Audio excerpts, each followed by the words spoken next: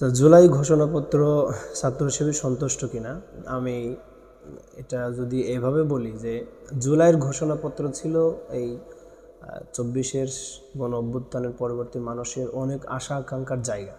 তো আমার কাছে আমি যদি এক কথায় বলি তাহলে সেই আকাঙ্ক্ষার জায়গায় ব্যাপক ব্যত্যয় ঘটেছে। আমরা অনেকটা আশাহত হয়েছি। সেটা কেন বলছি, এই জুলাইয়ের যেই সনদ ঘোষণাপত্র যে ঘোষণা করেছে প্রধান উপদেষ্টা ডক্টর মোহাম্মদ ইউনূস, এখানে অনেক বিষয়কেই অস্বীকার করা হয়েছে। যেমন শাপলার গণহত্যা এখানে আনা হয়নি। আর 28শে অক্টোবরের গণহত্যার মধ্য দিয়েই তো মূলত আওয়ামী লীগ তার ক্ষমতার চেয়ার পাকাপোক্ত করেছিল। সেখানে 28শে অক্টোবরের কথাও আনা হয়নি। সেনা হত্যা মানে বিডিআরের ওখানে যে সেনা হত্যা হয়েছে সেই বিষয়গুলো এখানে আনা হয়নি।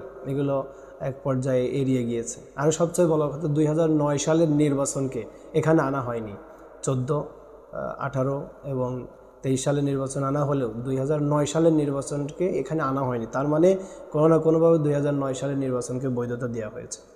আমরা সবচেয়ে বেশি আশাহত হয়েছি এই কারণে বলছি যে আমরা চেয়েছিলাম যে এই জুলাই সনদ ঘোষণার মধ্য দিয়ে সেদিন থেকেই জুলাই সনদ বাস্তবায়ন হবে এবং এই জুলাই সনদের মধ্য দিয়েই আগামীতে সুন্দর একটি নির্বাচন করার প্ল্যান পরিকল্পনা এখান থেকে উঠে আসবে। কিন্তু আমরা খুব বেশি আশাহত হয়েছি, ব্যথিত হয়েছি যে এই জুলাই সনদ কার্যকর হবে শেষের দিকে 27 ধারার দিকে বলা আছে, 27 পয়েন্টের দিকে বলা আছে যে এই জুলাই সনদ কার্যকর হবে আগামী নির্বাচিত সরকার আসার পরে এটা সংবিধানে লিপিবদ্ধ করার পরবর্তীতে এটা কার্যকর হবে। এটা আমরা খুব বেশি আশা দিয়েছি। আমরা চাইনি, আমরা চেয়েছিলাম জুলাই সনদ ঘোষণা হবে এবং ঘোষণার পর দিন থেকেই এই জুলাই সনদ অনুযায়ী নির্বাচন সহ বাকি সকল কার্যক্রম পরিচালিত হবে। তাহলে এদেশের শহীদদের যে চেতনা, যারা বৈষম্যহীন সুন্দর একটি রাষ্ট্র যে আমরা পরিকল্পনা করছি, তাহলে কিন্তু আসলে সম্ভব ছিল। কিন্তু আমার কাছে মনে হয়েছে আমার এই জাতি আশাহত হয়েছে আরও বেশি সুন্দর প্রত্যাশিত একটি সনদ আমরা প্রত্যাশা করেছিলাম, সেই জায়গা থেকে ব্যর্থ হয়েছে। এবং জুলাই সনদ যে ঘোষণা করা হয়েছে, এই জুলাই সনদটা আমি জানি না, কিন্তু আমার কাছে মনে হয়েছে যে কারো না কারো খুশি করার জন্য এই জুলাই সনদ ঘোষণা করা হয়েছে। এটা আমাদের কাছে অপ্রত্যাশিত ছিল আর কি।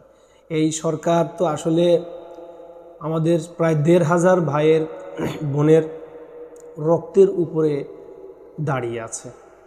এই আজকে যারা উপদেষ্টা রয়েছে, এই উপদেষ্টারা উপদেষ্টা হতেন না, আজকে যারা রাজনৈতিক বড় বড় নেতার দলের কথা বলেন, তারাও এত কথা বলতে পারতো না, আজকে কারাগারে থাকতে হতো। আর এই বিপ্লব যদি কোনোভাবে মিস হয়ে যেত, কোনোভাবে ফল্ট করতো, তাহলে এই আমরা সহ যারা নেতৃত্ব দিয়েছিলাম এই আন্দোলনে, তাদের সবার কিন্তু হয় কারাগারে থাকতে হতো, না হলে ক্রসফায়ারে তাদেরকে হত্যা করা হতো। কিন্তু সেই জায়গা থেকে আমাদের এই সরকারের কাছে এই জুলাইয়ের চেতনা অনুভব করাটা আমাদের কাছে খুব বেশি কম মনে হয়েছে। এখন পর্যন্ত বিচার কার্য সংস্কার, জুলাই সনদপত্র কোনো কিছুই প্রত্যাশিতভাবে আগায়নি, যেটা আমরা প্রত্যাশা করেছিলাম। তো আমাদের কাছে এই সরকারের কাছে আমাদের পক্ষ থেকে আবেদন থাকবে।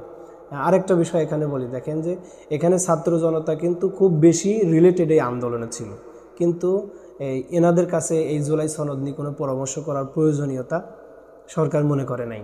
সরকার তাদের মতো করে তারা বিভিন্ন রাজনৈতিক দলের সাথে বসেছেন, কথা বলেছেন, এরপরে এটা ঘোষণা করেছেন আর কি। তো এটাও প্রত্যাশিত ছিল না। আমার মনে হয় জুলাই সনদ ঘোষণা হওয়া উচিত। সে অনুযায়ী আপনি শহীদদের পরিবারকে আপনার যমুনাতে ডাকেন, শহীদদের পরিবারকে আপনি যমুনাতে ডাকেন, আমাদের আহত ভাইদেরকে আপনি যমুনায় ডাকেন। তারা কিভাবে প্রত্যাশা করে, তারাই হচ্ছে এই আন্দোলনের মূল মাস্টার মাইন্ড, তারাই হচ্ছে সব কিছু, তারাই একক কৃতিত্বের অধিকারী। তাদেরকে আপনি আপনার যমুনাতে ডাকেন, এখানে ডেকে তারা কিভাবে কি প্রত্যাশা করে এই সনদটায়, সেই অনুযায়ী আমার মনে হয় যে সনদ ঘোষণা করা দরকার। বিভিন্ন দেশে বসে পরামর্শ বা আন্দোলনের সময় কোনো খোঁজখবর ছিল না, আগামাথা ছিল না, এখন এসে জুলাই সনদ ঘোষণায় কৃতিত্ব রাখা, এইটা এই শহীদ পরিবার চায় না। আমার মনে হয় যে শহীদ পরিবারের সাথে কথা বলে, আমাদের আহত পঙ্গুত্ব ভাইদের সাথে কথা বলে তাদের প্রত্যাশার আলোকে জুলাই সনদটা ঘোষণা হওয়া উচিত বলে আমি মনে করি।